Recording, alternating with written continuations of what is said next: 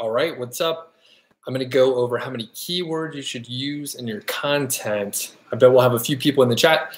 Do let me know if you could hear me. I'm just going to roll with it.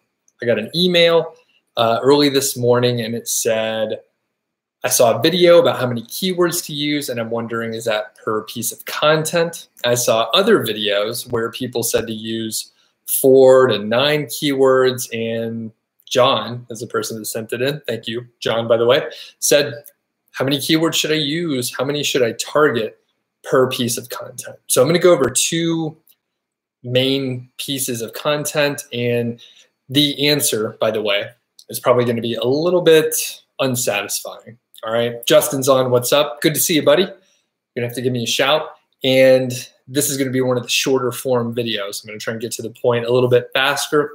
By the way, if you're interested in longer form videos, Q&A, that'll be Friday. That'll be tomorrow at 10 a.m. So if you happen to catch this in the next like 18 hours, you'll be able to check that out. So here's the deal with keywords. So I don't think about it too much, all right? I don't think about it too much. Here are the 2 pieces of content that I'll talk about. So one is keyword golden ratio content. If you don't know what the keyword golden ratio is, basically it's a data-driven way to find keywords that are underserved on the internet. You can check out some other videos on that. If you just search for it, you'll find several of them. So for a keyword golden ratio piece of content, I'm only targeting 1 keyword, whatever the KGR term is. Usually it's some sort of long term, a long phrase where maybe it's like best pen for journaling, something like that. So I would just use that as the title or something really close to that as the title, and then write the article as as you need to, right? Whatever you're trying to cover, you write the article. How many keywords am I going to rank for that particular page? Well, it'll be a lot more than just the 1 keyword that I'm targeting. There are probably dozens of long tail keywords that I may rank for if someone searches for something similar. Like, for example, best pen for journaling if you're writing underwater, all right? Something really obscure. I may rank for that as well because maybe I mentioned underwater in there. It doesn't make sense, but that doesn't matter for our example. So in case number 1, keyword golden ratio content, I recommend you just go after 1 keyword. That's the point of the keyword golden ratio. Don't try and shove 2 or 3 keyword golden ratio terms into that. It's not going to work out as well as you think. Now, that is an approach that you may be able to look at. However, I don't necessarily recommend it.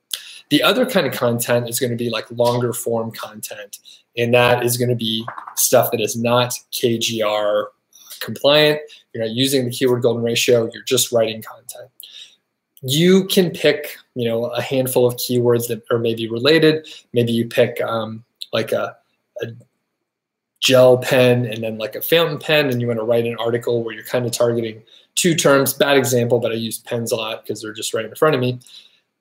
You can target 2 terms if you would like to, and write about those 2 items or products or whatever it is, provide the information and value you need to for your audience. And then from there, again, you're targeting 2 keywords, but most likely you're going to rank for all sorts of long tail keywords.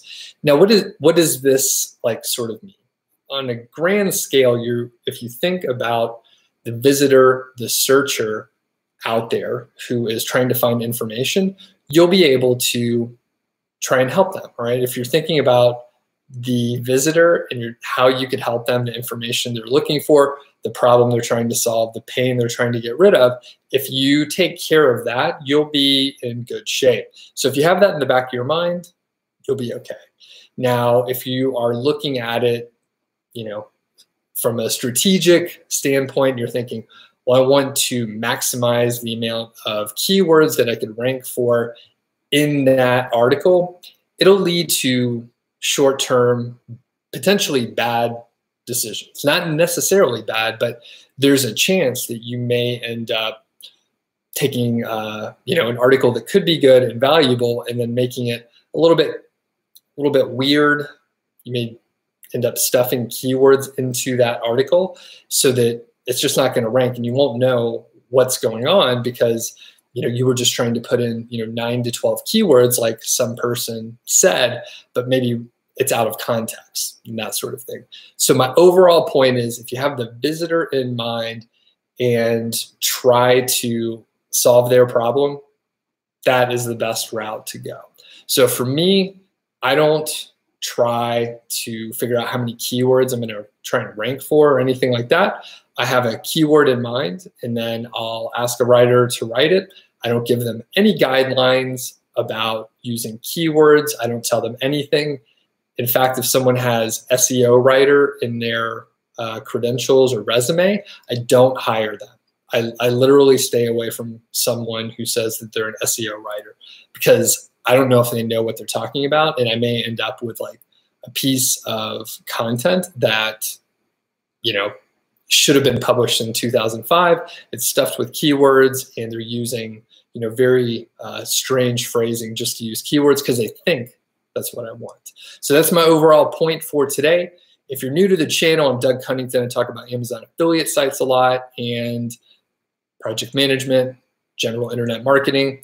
I do a live Q&A, usually on Fridays, although I think I may move that to Thursdays moving forward, to maybe take Fridays off. We'll see how it goes. But tomorrow, I'm actually going to do a Q&A.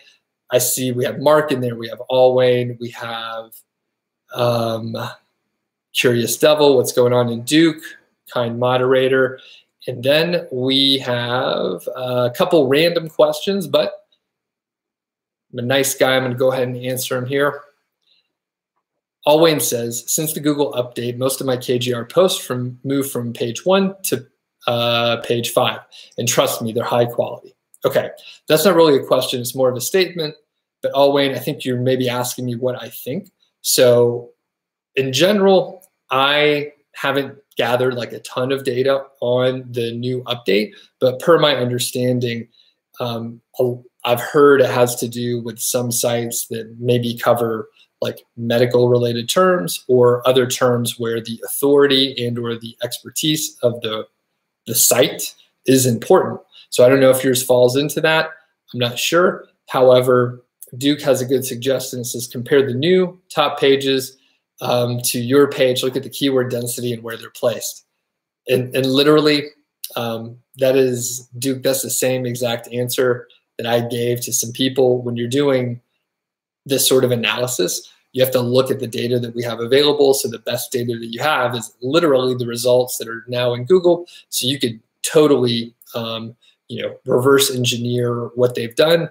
This is something you should probably be doing when you're writing content anyway, where you take a look at the keyword density, look at the subheadings. How many images are they using? What are the captions like? How many outbound links do they have? How many inbound links do they have internal from their site? How many inbound links are external from their site? And all the data that you could possibly get. All that stuff is important. And you may even check out a tool like SimilarWeb where they can give you some metrics about the site in general. Now, those are just pure estimations. They don't know all that data, but you may be able to see that, well, people are spending like 5 minutes on that site and all the other sites is reported on SimilarWeb. And then you can like go ahead and, there's not much you could do with the time on site other than take that data and look and see like, is everybody on the front page, like, are they over 3 minutes? And everybody on the second page is like less than a minute, something like that. Curious Devil says, any SEMrush alternative tool to find competitors' keywords? Yeah, there's tons of them out there. You can use Ahrefs is the one I would recommend. It's more expensive, but I think it's a stronger tool for an all-around SEO tool. Jill's on says, I have a new background. Yeah, so I'm sitting on the kitchen table today. I talk about the guest room that I use as my office or vice versa. And actually we have guests coming in. So as soon as I shut this down here, I'm going to be like cleaning up because my in-laws are coming in town tomorrow. All right. So that's why I'm sitting over here. All right. Thanks everybody. Thanks everybody for watching. And I am I think we're just going to cut it short right at the 10-minute mark. Don't forget, I'm going live tomorrow to answer your questions, normal Q&A. So if you do have questions, leave them as a comment here. I'll take a look, and I'll actually sort of be scouring the questions out there as comments just to answer them tomorrow. So thanks, everybody. Hope you're having a good week, and we'll check you out tomorrow. Thanks.